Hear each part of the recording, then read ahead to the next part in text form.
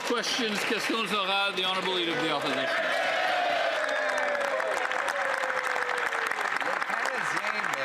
Canadians deserve nutritious food that's affordable and excellent.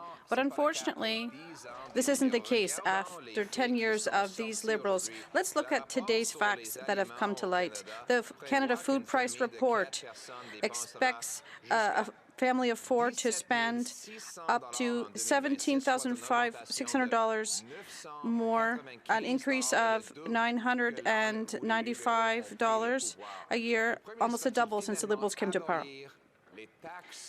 When will the Liberals abolish the tax and the inflationary spending that are driving up grocery prices? The Honourable Member. First, Mr. Speaker, the industrial carbon price does not apply to farmers. So they are taking imaginary cases that don't apply here. But if they want to talk about the food price report that was published today, what they said was that what will apply and that will have a cost on the price of groceries is climate change. I'd like to know if they're ready to fight against climate change. That party doesn't have a plan, and they're fighting against Canada and not against climate change. The Opposition.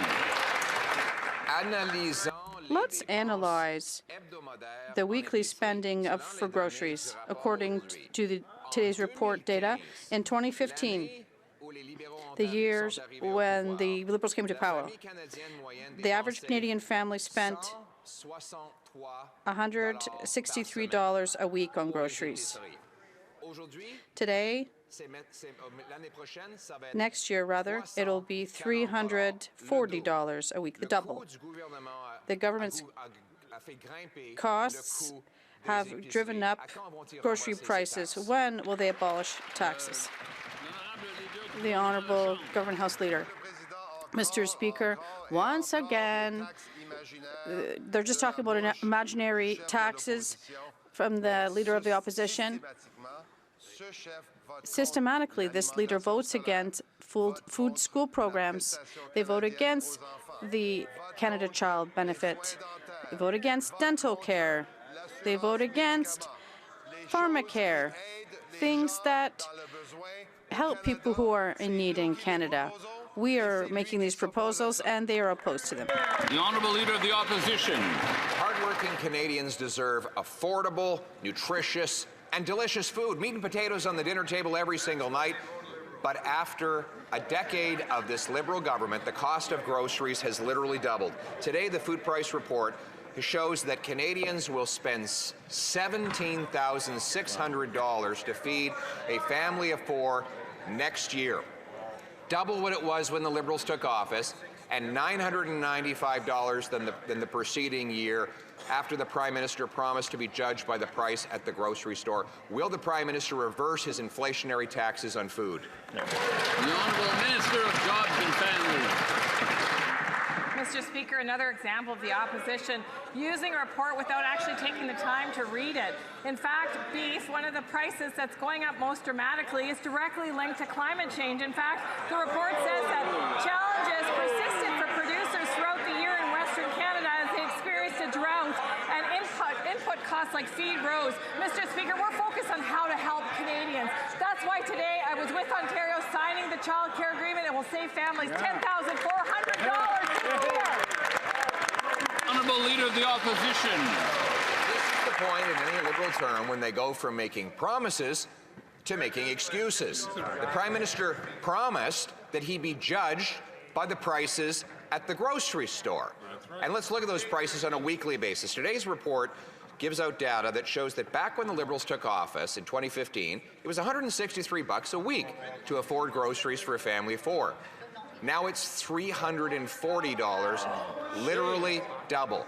Liberal taxes on farmers, fertilizers, food processors, and packaging have all driven up the cost of food. Will they reverse these Liberal taxes on groceries? The Honourable Minister of Jobs and Families. In instead of focusing on imaginary taxes, we're working to control the things we can, which is putting more money in the pockets of Canadians, Mr. Speaker. That's how you help Canadians with affordability challenges. You make sure they have the money so that they can adjust to whatever happens in the market. You'd think Conservatives would understand market pressures. It's clear they don't. Mr. Speaker, today we signed with Ontario an extension of the Early Learning and Childcare Program. Mr. Speaker, $10,400 per family on average. Do you know how many weeks of food that is? At least 63 if they're The Honourable Leader of the Opposition. Children cannot eat agreements or photo ops or promises. If any of these costly promises Liberals were making actually were real, then you wouldn't have seen the number of kids reliant on food banks doubled to 700,000 kids in the last 5 years. Today, a report from Dalhousie proves that the weekly grocery bill of a family of 4 has doubled to $340 a year. That's the result. So will they finally reverse the Liberal taxes that are driving up food? The Honourable Minister of Environment and Climate Change. Mr. Speaker, time and time again, the members opposite say no to Canadians, say no to supporting Canadians.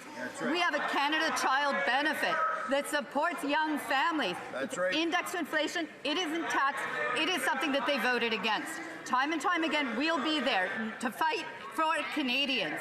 And if he wants to talk about imaginary taxes, that's only an imaginary argument. We're doing the real work to support families.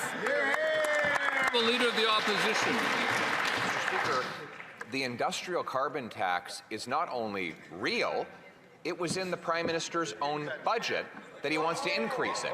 It's a tax on the steel that goes into farm equipment, the fertilizer that goes into farm fields, the equipment that goes into food processors. Then there's the tax on food packaging. By banning plastics, they're making food go bad earlier and costing an extra $1 billion, all of which is passed on. And finally, a $78 billion deficit is inflating the cost of everything. Wow. So instead of doubling the cost of food, why won't they scrap the taxes on groceries? The Honourable Minister of Jobs and Family. Speaker, it's clear the member of the opposition has not read the report because, in fact, the report predicts that inflation is actually going to stabilize and go down.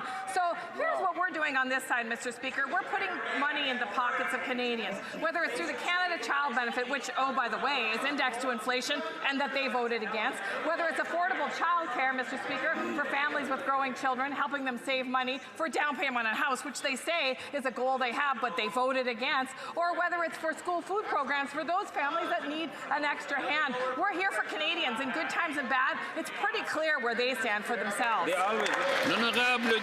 The Honourable Member for Saint Jean. Mr. Speaker, we thought that the Liberals had finally agreed to remove from the Criminal Code the exemption that allows incitement to hatred under the guise of religion.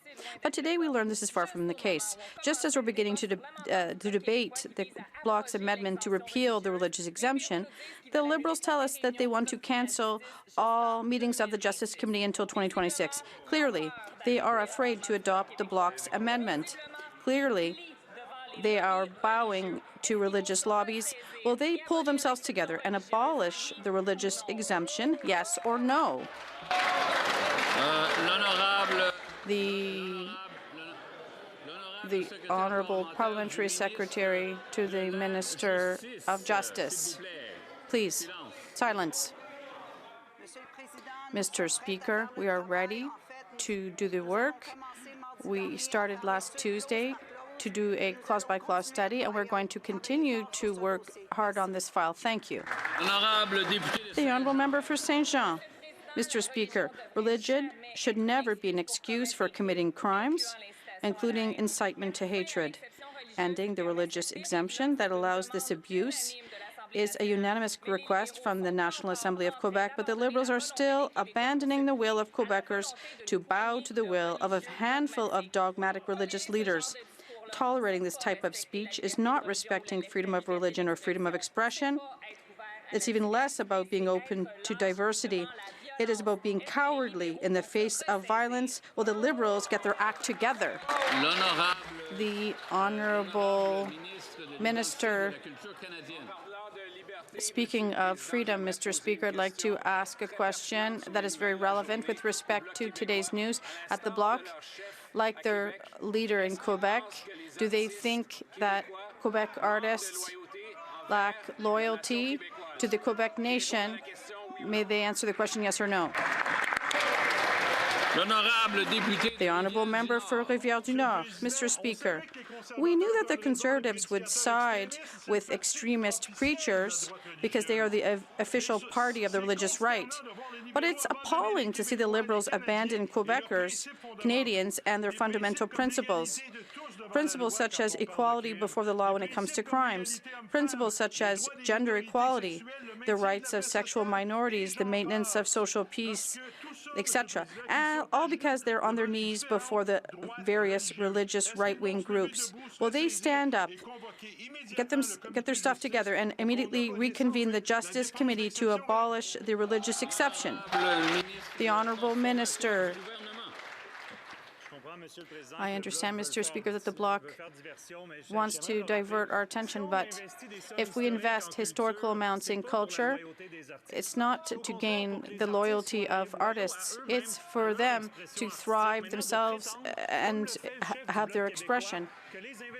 Investment in culture could neutralize artists in their view, and it shows the disdain they have in Quebec for their artists.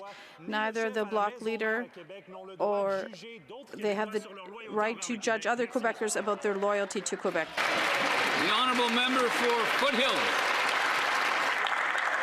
The Prime Minister told Canadians he should be judged by the price of food at the grocery store. Well, the verdict is in, and the Liberals have failed.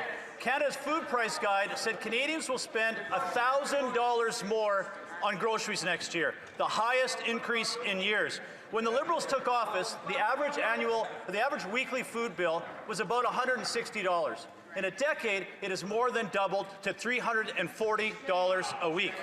Will the Prime Minister, why is he breaking his promises to Canadians and increasing taxes on farmers, on food and fuel? The Honourable Secretary of State for Financial Institutions. Mr. Speaker, we've done more for affordability in 6 months than that leader and that party have done in 20 years. We've cut taxes for 22 million Canadians. We cut the tax for first-time homebuyers. We've cut the consumer carbon tax, automatic federal benefits, school food program. The list goes on and on. They opposed it all. With that leader, it's the same old tired rhetoric again and again. On this side, we're getting things done for Canadians. Thank you. Member for Foothills. Well, I think Canadians will have a very different point of view. They know these food increases, as a result of that was in this report, are a direct result of the Liberals' industrial carbon tax, fuel tax, and inflationary spending. The Prime Minister himself said he should be judged by the price of food. By his own metrics, he has failed. When the Liberals came to office, the annual food budget was about $8,300 a year. In a decade, it has doubled to $17,500 a year. Will the Prime Minister get rid of his taxes on food so Canadians can afford a Christmas dinner? The Honourable Secretary of State. Mr. Speaker, that member, that leader and his party need to look in the mirror. They have voted against every affordability measure we have brought forth. Let's talk about automatic federal benefits. Benefits for 5.5 million Canadians, getting benefits to those that need it the most. Did they support it? No, of course they didn't support it.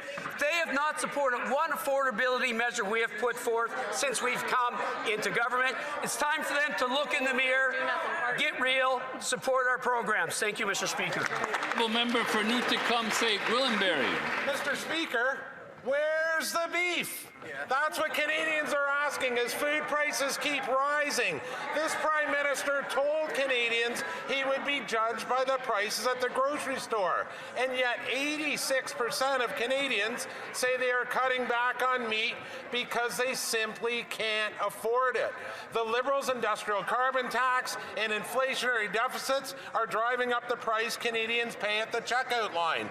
Why is this Liberal government making it even harder for people to afford food? The Honourable Secretary of State for Sport. Mr. Speaker, there's no taxes on food. And look, food's too expensive. That's a fact, but I've got some other facts for the member. One, the #1 driver of food cost inflation is climate change, something those Conservatives will never say. 2, industrial carbon pricing applies to goods sold on international markets, and they're not passed on to consumers.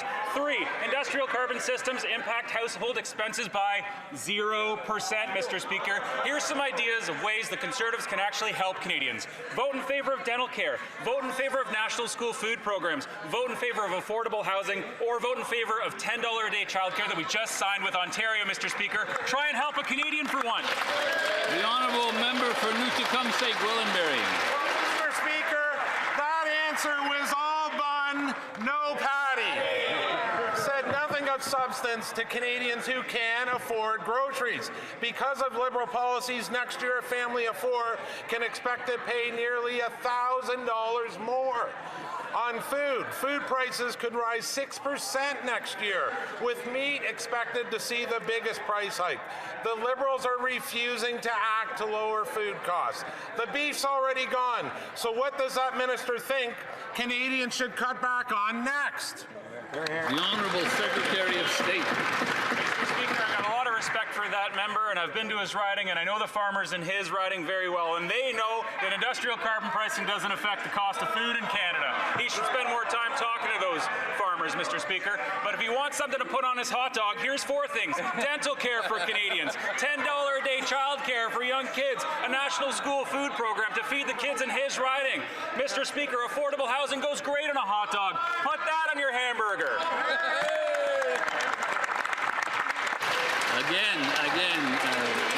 Again, through the chair,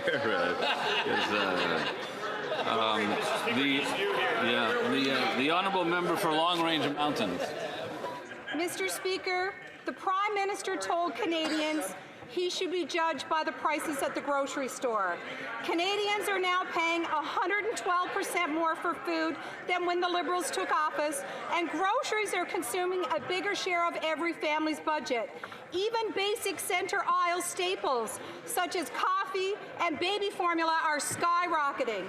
Canada's food price report confirms that next year, Canadians will pay an extra $1,000 on groceries. When will these Liberals finally stop their inflationary spending, scrap the industrial carbon tax, and let Canadians afford groceries again? The Honourable Minister of Fisheries and Oceans. Mr. Speaker, instead of repeating the same canned lines, I would ask this member from Newfoundland and Labrador, Conservative member, to think about what she voted against. $10 a day childcare, food for kids in schools, something that her colleague called garbage, dental care, this family benefit. 46,000 families in our riding take advantage of this. I ask her to start to work for Newfoundlanders and Labradorians. Honourable member for Long Range Mountains. Mr. Speaker, a local single mom of 3 reached out to me today in complete desperation. She's working hard, doing everything right, yet a series of setbacks has pushed her to the brink. She's falling behind on the basics. Now she's trying to figure out how to give her kids Christmas, while food inflation makes the essentials feel out of reach. Families shouldn't have to choose between groceries and giving their children a holiday. When will the Prime Minister finally take this seriously and make life affordable for the people of Newfoundland and Labrador? The Honourable Minister of Fisheries and Oceans. Mr. Speaker, I would say to the mom in the member's riding, please ask your member to vote for childcare. That's an idea.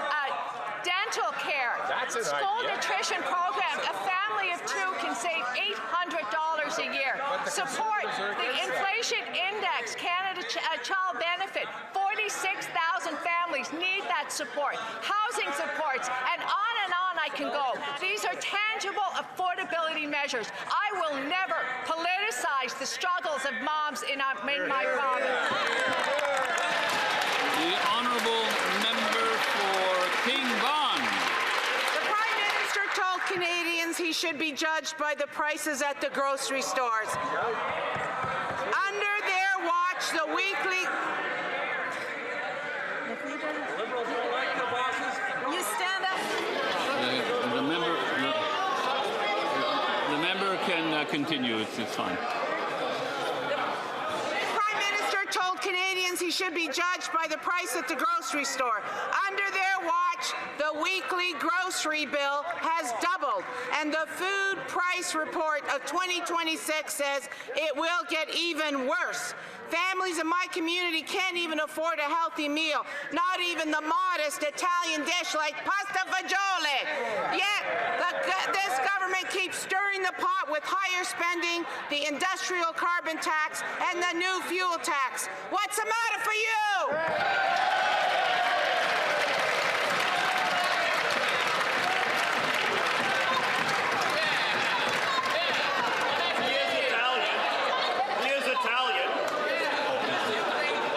Everything's quite all right.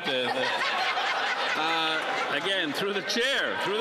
I know it doesn't pack the same punch, but through the chair. The honourable Secretary of State for Seniors. Mr. Speaker, those Conservatives clearly can talk until the cows come home, but they're all hat and no cattle. When their own platform had nothing in it for food affordability, did they vote to put money in the jeans of Canadians? No. Did they vote for the National School Food Program? No. Did they vote for old age security? No. Did they vote for the Canada Child Care benefit? No. Did they vote for the disability benefit? No. There you have it, Mr. Speaker. The honourable member for Jonquière. Mr. Speaker, Radio-Canada has revealed that the no side is reforming. The Liberals are wondering how to respond to a possible third referendum in Quebec. Well, here are some ideas. Don't betray Quebecers by abandoning the fight against climate change. Don't threaten a province with imposing a pipeline on it. Don't dismiss all of Quebec's requests on the budget. Don't turn the Quebec Liberal Party into a federal training club. Before even coming up with the arguments for the no side, have the Liberals, these world champions, considered that they could stop adding arguments to the yes side. The Honourable Government House Leader.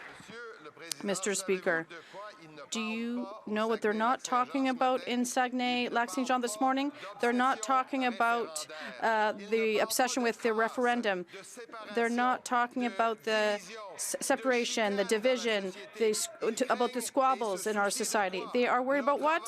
Their jobs, building our country, taking care of their kids, putting food on the table, and paying their mortgage, Mr. Speaker. What our party is concerned with. They are trying to divide and separate people. We are focused on jobs and the economy. The honourable member for Drummond. The government House Leader should perhaps go to Lac-Saint-Jean. Yes, they are talking about building a country, but yeah, the country of Quebec. So here's some more suggestions for the no camp.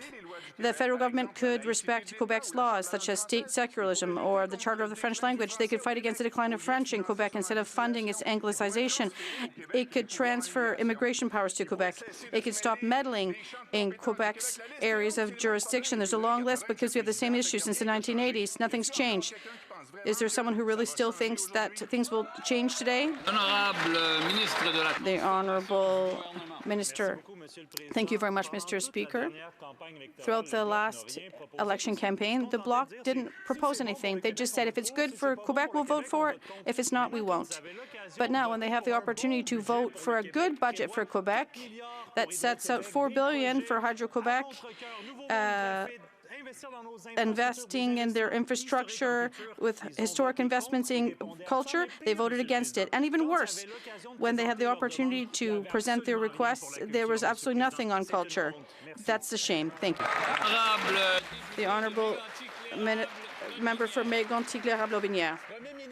This Prime Minister, who has accomplished nothing since he took office, but has inflated spending, he said, Canadians will judge me on the cost of groceries. Well, the time for judgment has come, and the cost of food will rise at an unprecedented rate next year, according to the annual report. Average family paid $159 a week on groceries when the Liberals came to power in 2015. 10 years later, the bill has almost doubled to $340 a week. When will the Prime Minister stop his inflationary spending so that Canadians can eat their fill? Thank you. The Honourable Government House Leader. Once again, Mr. Speaker, I would challenge my colleague or any of his groups of colleagues to explain what inflationary spending is for them. Is it the school food program? Is it dental care? Is it investment in jobs, in renewable energy? What is inflationary spending for them? We're still wondering, and the colleague doesn't seem to know what it is. I would ask him to explain it to the House and to all Canadians. The honourable member for Mégantic-L'Érable-Aubinière. It seems to be hurting them when we say that their own Prime Minister said this. I didn't say it. The Prime Minister said, "You will judge me on the cost of groceries." Well, the time for judgment has come. The average family will pay an extra $1,000 more next year, an extra $340 a week, twice what it was 10 years ago. He has been judged. He's lost. Now he needs to accept the verdict and put an end to his inflationary spending so that families can eat properly. The Honourable Government House Leader. Mr. Speaker, perhaps let's turn things around. I can explain to him what important spending is. For us, it is spending that leads to job creation, spending that leads to single-parent families to have a child at daycare who will be fed through a school food program. An important spending for us is something that gives dignity, a job, an opportunity, a future to young Canadians. That's what important spending is for us, and they call that inflationary spending because they would cut all of that spending. Member for Richmond-Arthabaska. Thank you, Mr. Speaker. The Liberals find it funny that we're reminding everyone of the Prime Minister's promise that he could be judged based on the price of groceries. But their record is a failure. Canadians have seen no results. And why? Well, because it's the same old Liberal recipe, and they're expecting a different result. I don't know if the Prime Minister has ever done his own groceries, but the fact is that for many Canadians, it's a struggle. And they don't expect the Prime Minister to produce any results because he says, who cares? The Honourable Minister of Government Transformation. Thank you, Mr. Speaker. The Conservatives keep talking about inflationary spending, but when we ask them what that means, they can't answer. For example, during the campaign, we asked, would it be the dental care program that covers 1 million Quebecers?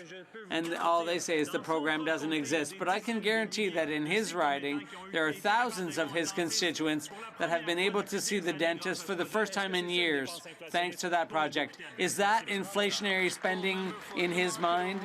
The Honourable Member for Newmarket Aurora. Wanted to be judged by the prices at the grocery store, and 8 months later, Canadians are judging and they're hungry. The food price report released today shows that the reality of Canadians is only getting worse. In 2015, the Canadian grocery store was $163 a week. Under these Liberals, it has more than doubled to $340. That's a grocery bill of $17,600 a year.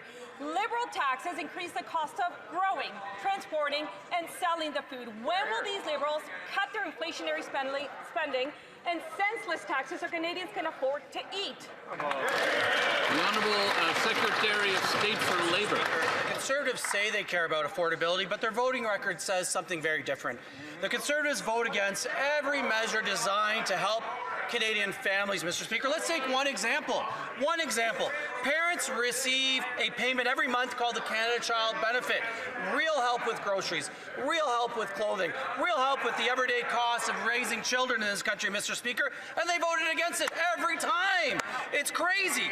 That's saying one thing and doing another. That's the Conservative Party. Member for Newmarket Aurora.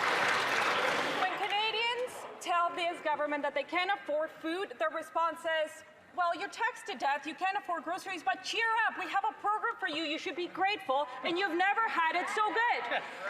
86% of Canadians list food as their largest financial worry.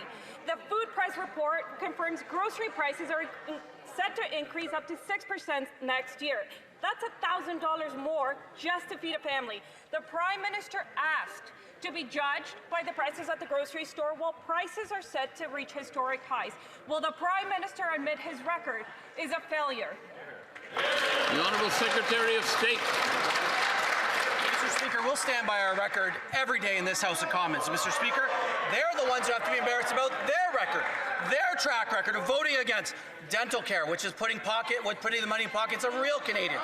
The Canada Child Benefit, Mr. Speaker, a tax cut. Mr. Speaker, they voted against all of it. Building Canada homes, reducing the cost of homes, automatic tax filing so people get real benefits, Mr. Speaker. That's their record. That's what they have to stand behind. Honourable Member for Winnipeg South. Mr. Speaker, this week the Assembly of First Nations met here in Ottawa to advance economic sovereignty. And ministers from our government were at the table because reconciliation requires real partnership and real results. Can the Minister of Northern and Arctic Affairs outline how our government is turning commitments like Section 35 and the duty to consult into action, ensuring First Nations are not just consulted, but leading major projects and driving prosperity across the North? Honourable Minister for Northern and Arctic Affairs. Thank you, Mr. Speaker. This week, the Assembly of First Nations met in Ottawa, and many of us here were at the table with them. That shows that we're moving along together with First Nations. We are backing Indigenous-led growth and solutions. That's why more than half of Cannor's economic activity is being Indigenous-led. We're creating hundreds of jobs right now, like those at the First Casca construction in Yukon. Our government is also ensuring that Section 35 of the Constitution is fully respected. We are ensuring that First Nations are not just consulted, but that they're co-owners of major projects. The honourable member from Montmorency, Charlevoix. Mr. Speaker, the Prime Minister asked Canadians to judge him based on grocery prices, and what we can see is that not only is he failing to keep his promise, he's failing miserably. His policies are impoverishing Canadians, but serving his friends and interests. When the Liberals came to power in 2015, the grocery bill was $159 per week. 10 years later, it has more than doubled to $338, or $17,500 per year. When will the Liberals finally stop their inflationary spending so Canadians can feed themselves and live decently? The Honourable Minister of Industry. Mr. Speaker, you know, Quebecers elected 44 Quebec Liberal members to deal with the economy in the face of the American tariffs. And what they've seen is that our plan is working. Our GDP has grown by 3.2%. Inflation's under control at 2.2%. 60,000 jobs were created and more in October. We have the highest growth rate in the G7. There's more to be done, and we know it, but we are going to make the economy grow while protecting our way of life. The honourable member for Montmorency, Charlevoix. The latest food price report 2026 shows that while 2025 was tough, next year will be even worse. Families will spend 112% more on food than 10 years ago. 2.2 million Canadians are using food banks every month. 86% are eating less meat because of prices. Families will have to pay $1,000 more for food, the largest annual increase in Canadian history. Meanwhile, food inflation in Canada is rising 48% faster than in the U.S. Why won't the Prime Minister scrap his taxes on food so Canadians can finally afford to eat healthy food? The Honourable Minister of Industry. Mr. Speaker, my colleague is willfully blind because he's just cherry-picking figures. The fact is, inflation is down. It's at 2.2%. And it's also a fact that wages are increasing by 3.3%. So, of course, people have more money to pay for the cost of living. At the same time, what we're doing as a government is we are building a strong social safety net. We have various programs, including for school food. We will be there for Quebecers all across the province. Honourable member for Cambridge. Speaker, The prices at the grocery store was how the Prime Minister was to be judged. From Trudeau's crisis to this rebranded, not-so-new Liberal cabinet, Canadians are seeing costs go from bad to worse. Today's food price report shows that Canadians are bracing for the largest grocery increase in years, nearly $1,000 more. Under a decade of these Liberals, families gone from spending $159 a week on groceries to $338. That's more than $17,500 a year. Families are stretched to the limit, and so are food banks. When will this government rein in its inflationary spending and cut the costs it piles onto farmers, truckers, and processors so Canadians can afford to eat?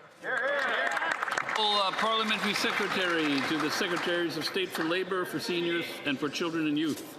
Mr. Speaker, a national school food program that's going to save parents up to $800 a year, a dental care program, a tax cut for 22 million Canadians, early learning and child care, a Canada Child benefit. Mr. Speaker, the Leader of the Opposition stood up in this House today and called these costly promises. Members opposite call these photo ops. They call them garbage. They call them socialist programs. Mr. Speaker, this is a case of saying the quiet part out loud. When someone tells you who they are, believe them. Canadians know who's fighting for them. The Honourable Member for Cambridge. Their programs don't feed seniors. When Liberals claim their taxes are imaginary, I think of a senior woman in my community, one who told me she can barely afford to eat and that someday she wishes she simply wouldn't wake up because living in this indignity is harder than dying. That is what 10 years of soaring food prices and punishing taxes have done to Canadians. Not imaginary, real. Not theoretical, human. Families are being crushed by fuel costs, fertilizer costs, and the industrial carbon tax. And yet the Prime Minister looks at Canadians suffering the same way he looks at Brookfield balance sheets, as numbers, not people. When will the Prime Minister prioritize making food affordable? The Honourable Parliamentary Secretary.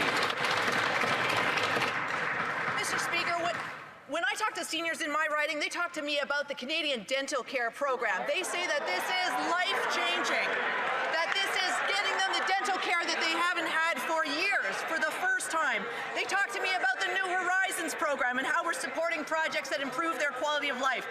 They talk to me about the $5 billion that Budget 2025 is putting into new hospital infrastructure and urgent care. Mr. Speaker, the member opposite is spewing nonsense, and if she wants to stand up for seniors, she should have voted for the budget when she had the chance. The Honourable Member for Brandon Souris.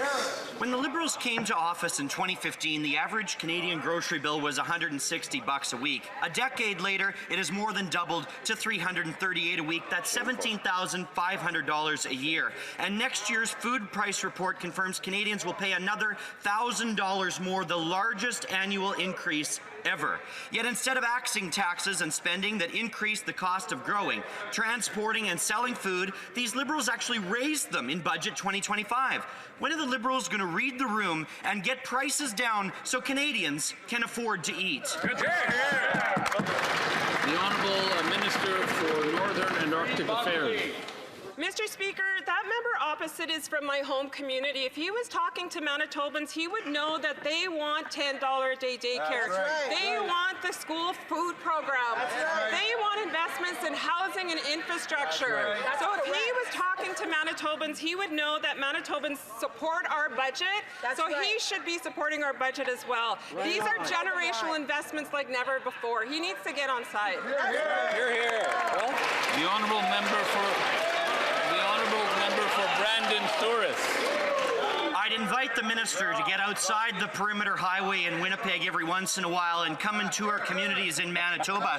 Here's a few facts for her. Families in Manitoba are being squeezed harder than ever thanks to her Liberal government. With Harvest Manitoba reporting today, 60,000 Manitobans a month are accessing food banks, and almost 50% of them are families with young children. A record for that minister to be proud of. Canadians don't need handouts fueling dependence on government bloated programs. They need affordable groceries on their kitchen tables. When is she going to get out of the way and deliver that for Manitobans?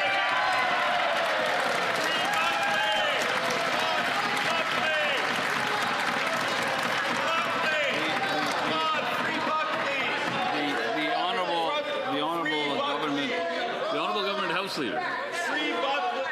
Mr. Speaker, there you have it.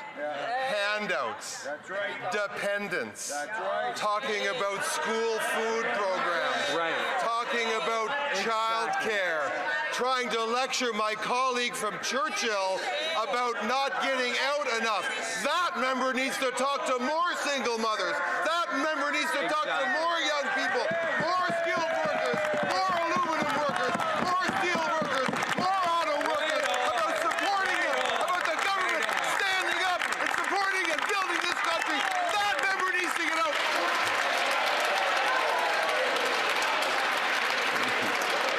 The honourable member for Dufferin-Caledon. Stellantis is investing $13 billion of their own dollars into the United States to create 5,000 auto jobs. Meanwhile, this Liberal government gave Stellantis $15 billion taxpayer dollars, and they fired 3,000 auto workers. Let that sink in for a minute. This is what happens when incompetent Liberal ministers don't read contracts. And this isn't an investment. This is a corporate ripoff. They took $15 billion and fired the workers. How does this incompetent minister sleep at night? Good question. How? Honorable Ministre de l'Industrie. Honorable Minister of Industry. We take very seriously when it comes to investing taxpayers' money. And when it comes to Stellantis, we had a deal. They broke it. And we'll make sure that we get our money back, period. Member for Dufferin-Caledon. So, unlike that minister, I've actually read the contracts. And if she actually had a legal case to do anything about the 3,000 workers that got fired in exchange for $15 billion, they would have sued. But guess what? They haven't. And you know why, Mr. Speaker? And all Canadians should know the extent of the incompetence of this Liberal government. The jobs guarantee in those contracts are not worth the paper they're written on. If I drafted that as a first-year law student, I would have got an F. How does this minister stand here and defend this terrible contract? Honorable Ministre de l'Industrie. Thank you, Mr. Speaker. Mr. Speaker, we have no lesson to take from the Conservative. In 2009, when the Harper government decided to bail out and shake hands, GM and Chrysler at the time, they gave $28 billion of Canadian taxpayers' money without no job guarantee. You know what happened, Mr. Speaker? 2 GM plants closed, one in Oshawa, another in Windsor. One Ford assembly plant closed as well, and one Orion bus plant closed in Mississauga. This is their record. We're creating jobs, and we're fighting for them. The honourable member for Simcoe North. Speaker, the Liberals committed $15 billion to Stellantis only to have them ship 3,000 jobs south of the border. In fact, just in the White House yesterday, Stellantis says they're investing $13 billion in the U.S. to create 5,000 jobs. Every time this government makes a deal, it seems like executives get taken care of while employees get overlooked. When will this Liberal government prioritize jobs for Canadians instead of corporate welfare for executives? The Honourable Minister of International Trade. Speaker, speaking of jobs, we are focused on creating jobs for the good workers in Brampton across Ontario. The Prime Minister committed $2 billion to build small modular reactors in Ontario, a project that will create 18,000 jobs in Ontario and help build Canada as an energy superpower. You look at the opportunities we're creating through nuclear exports, a sector valued to create 90,000 jobs and 250 businesses in Ontario, Mr. Speaker. We remain relentlessly focused on creating jobs in nuclear, in energy across Ontario, in communities, including Brampton. Thank you. Honourable member for Davenport. Mr. Speaker, for over 3 years, Ukrainians have fought valiantly against Russia's illegal and brutal invasion, defending not just their homeland, but the principle that borders must not be changed by force and that every nation has a right to determine its own future. Canada has stood with Ukraine from day one, and now more than ever, they need our support on the battlefield, where it matters most. Can the Minister of National Defence update this House on the latest steps Canada is taking to ensure that Ukraine has what it needs to win? The Honourable Minister of National Defence.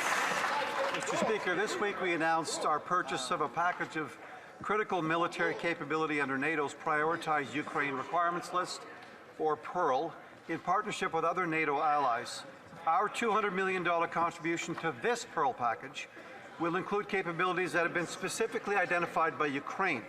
as their urgent requirements to support their defense against Russia's aggression and war. Mr. Speaker, make no mistake, Canada will stand with Ukraine until victory. Honourable member for Aurora, Oak Ridges, Richmond Hill. Mr. Speaker, last year over half the people who became Canadian citizens did so by clicking a box online. That is crazy. There's no justification for this. In-person citizen ceremonies are essential unifying bedrock of Canada's civic life, Mr. Speaker. Swearing the oath of citizenship in front of an official should be upheld as an integral part of committing to the responsibilities that come with being Canadian. Will the minister immediately end one-click virtual citizenship ceremonies? Honourable Minister of Immigration, Refugees and Citizenship. Mr. Speaker, thank you very much for that question. I respect that member, and I know he knows that that's not correct. I know that he recognizes that we have a robust system in this country, that there is no such thing as that one system, that we have multiple layers, and when it comes to citizenship ceremonies, It's a duo. there is no such thing as that. There is multiple layers of defense. When somebody is coming out of port of entry, 100% of those people spend considerable time with the service. Thank you. The honourable member for Calgary, Nose Hill. So the minister completely didn't answer to the question. She didn't listen to it. My colleague asked why she was allowing one-click citizenship ceremonies, which, to repeat a famous line in the House, we found on your website. People get their citizenship by doing a virtual ceremony and clicking a box. That's what we're talking about here. This is I cannot believe she's still the minister. Will she end one-click virtual citizenship ceremonies? The honourable minister. Say it's not. Mr. Speaker, here's the facts. Okay, virtual citizenship ceremony were started during the time of the pandemic. We all know during COVID, life shifted. Even in this parliament, we now have the voting app, for an example. So we're always looking for opportunities to celebrate our citizenship, to bring people together, to celebrate and build Canadian economy and make it strong, and we will continue to do that. Thank you. Good job. Honourable member for Calgary, Nose Hill. Last year, well after the pandemic, more than half of Canadian citizenships were conducted where? Online, by clicking a box. How does that unify Canadians? How does that imply and impart the responsibilities of being Canadian? She's standing up here and defending a post-national strategy. Will she end one-click virtual citizenship? The honourable minister. Again, I'm correcting the record for that member and those that are listening. Virtual citizenship ceremonies started during the pandemic. That is correct. There are still some that are happening. However, all new Canadians, while it is still being done under a secure, full-fledged citizenship ceremony with officials present. Thank you. The honourable member for Pickering, Brooklyn. Thank you, Mr. Speaker. Cyclone Ditwa has devastated communities across Sri Lanka, causing severe flooding and landslides that has claimed over 465 lives and left hundreds more missing. Homes, infrastructure, and local economies have suffered serious damage, and communities across the country are struggling to deal with aftermath, especially in the northeast hill regions, which are already struggling due to poverty and war. Canada has always been known as a partner that we can count on in moments of hardship. Could the Secretary of State for International Development inform this House of The Honourable Secretary of State for International Development. Our hearts are with those affected by the devastating floods in Sri Lanka, which has declared a state of emergency. Mr. Speaker, in times of crisis, Canadians step up. And to support an urgent and immediate response, Canada is providing an initial $1 million in humanitarian aid to help the Red Cross, the Humanitarian Coalition, and other partners deliver life-saving relief. This means emergency shelter, water, health services, and other essentials to the most affected, and builds on support Canada's already provided through the World Food Programme's emergency response. We're closely following developments across the region and will continue to stand with communities facing the impacts of danger. The honourable member for Elgin, St. Thomas, London South. Thank you, Mr. Speaker. My question is for the chair of the Standing Committee on Justice and Human Rights. Yesterday, the Liberals got up in question period and accused Conservatives of obstructing work on Liberal Bill C9, which takes aim at religious freedom and freedom of expression. The Liberals said they wanted to conduct clause-by-clause review today, but this morning, the Liberal chair cancelled the meeting, obstructing the Liberal government's own agenda and denying our right as legislators to do our work. Why did the chair cancel the meeting, and will he commit to calling our scheduled meeting on Tuesday so we can get to work?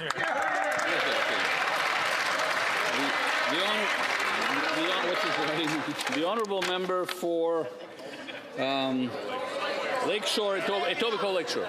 Thank you, Mr. Speaker. I became chair of the Justice Committee just 2 short days ago, and I'm honored to take that responsibility, and I take it very seriously. Look, it became very apparent to me quickly that the committee was having a great deal of trouble. Emotions were running high, and they didn't have a path forward to deal with some very important legislation that was before the committee. So acting in the best interest of the committee members, the members of this House, and the members of the public who want this bill to pass, I decided to cancel the meeting so the members could regroup to find a path forward. Thank you, Mr. Speaker. The honourable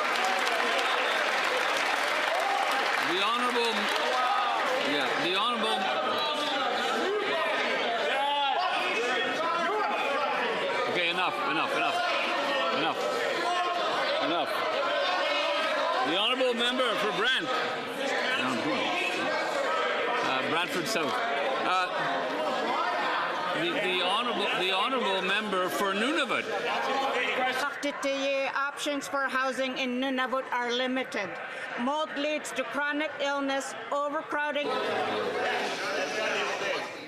Well, the honourable member for Nunavut may start from the top if she wishes. Options for housing in Nunavut are limited. Mold leads to chronic illness. Overcrowding leads to abuse of women already in unsafe conditions. There are 37,000 families, there are 3,700 families on the waiting list according to Nunavut Housing Corporation. Even once these houses are built, it will cost over $3 billion to maintain them. This government has only promised 700 new homes. Why aren't the Liberals fully funding Nunavut to meet the urgent housing need? The Honourable Minister for Northern and Arctic Affairs. Mr. Speaker, our new government is delivering on its commitments. We are dedicating $2.3 billion to urban, rural, northern homes. We're also partnering to deliver over 700 new homes and fast-tracking them.